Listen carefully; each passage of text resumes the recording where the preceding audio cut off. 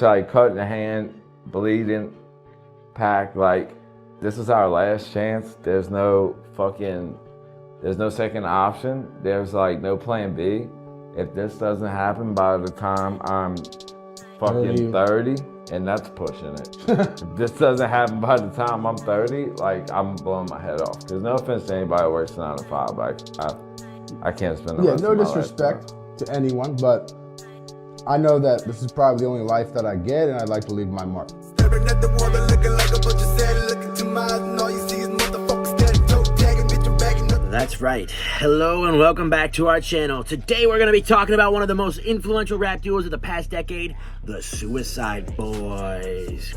I'd first like to start this off with a small disclaimer and a message from the boys. They are not trying to promote harmful ideology or anything like that. It's quite the opposite, so check it out. Like, I hope everything's okay, because like, yeah, I really do. Want to happen. Yeah, like, not at all, man. Because you know what, and I'm not saying this like in a fucked up way, but like, if somebody kills himself because of our music, that's one less listener. And I'm not looking at his numbers. I'm looking at it as like, I want people to listen to my music and enjoy it. And if somebody kills himself, why would I want that to happen? Why would I want my fan base to kill themselves? Like, then I'm expressing myself to fucking nobody. Exactly. Like, it's stupid. In the world of underground rap, few names command as much respect and attention as the Suicideboys.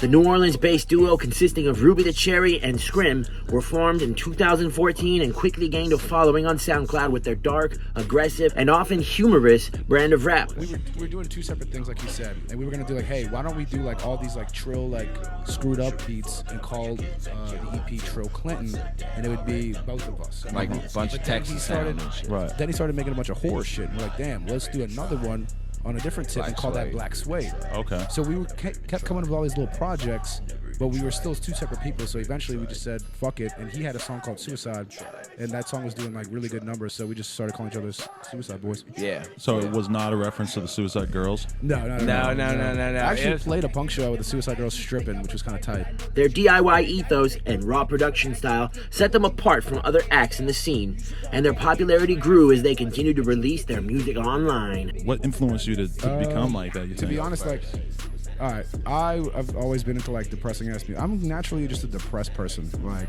I don't wake up every day like, oh wow, what a new day. I have to like convince myself. Like, Yeah, it's not a gimmick, man. He it's suffers not a with gimmick. depression. People think like, oh, fucking edgy, cringy, like gimmicky. Like, no, fuck y'all, whoever's saying that. Like, this is like, what I rap about is like the shit that I go through. And like, even before rap, the music I was making was, you know, just emotional shit, like what I was going through, what I'm feeling, you know. In the past few years, they have become synonymous with a raw and unapologetic sound that speaks to a generation grappling with addiction, mental health, and societal pressures. Sound familiar? As the group gained more exposure, the Suicideboys started to perform live shows and tours, building a dedicated fan base along the way. In 2016, they signed a deal with Republic Records and released their first full-length album, I Wanna Die in New Orleans. You guys are from New Orleans, obviously, born and raised. Tell us something that makes it unique. Murder and AK-47s. All right. Promoting alcoholism and engaging in rampant drug use. All right. The album was a critical and commercial success, peaking at number 27 on the Billboard 200 and solidifying their place in the rap world.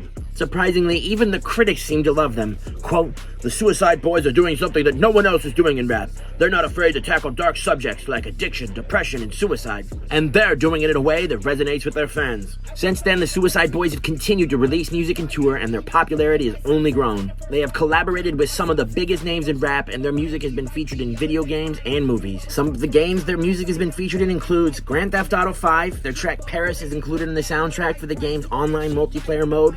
Call of Duty Black Ops 4, the song War is featured in the trailer for the game's Blackout mode.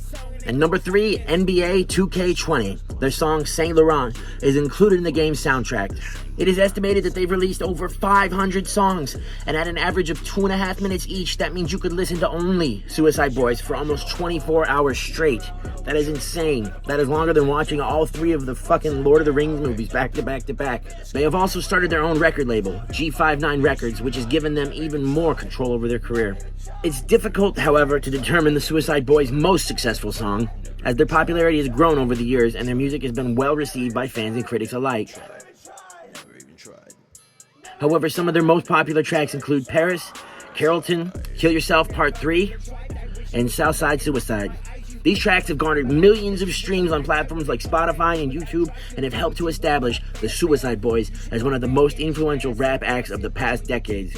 Ultimately, their success as a duo is a result of the combined impact of their entire discography rather than just one individual song. The rise and success of the Suicideboys is a testament to their raw talent and DIY ethos.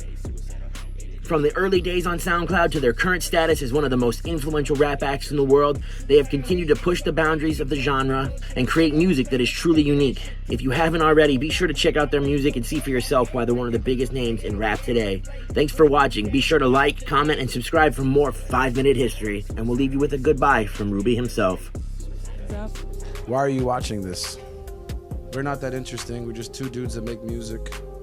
You can do it too, you know? Focus on yourself. Don't worry about me and him. Shout out Jordan Peterson. All right.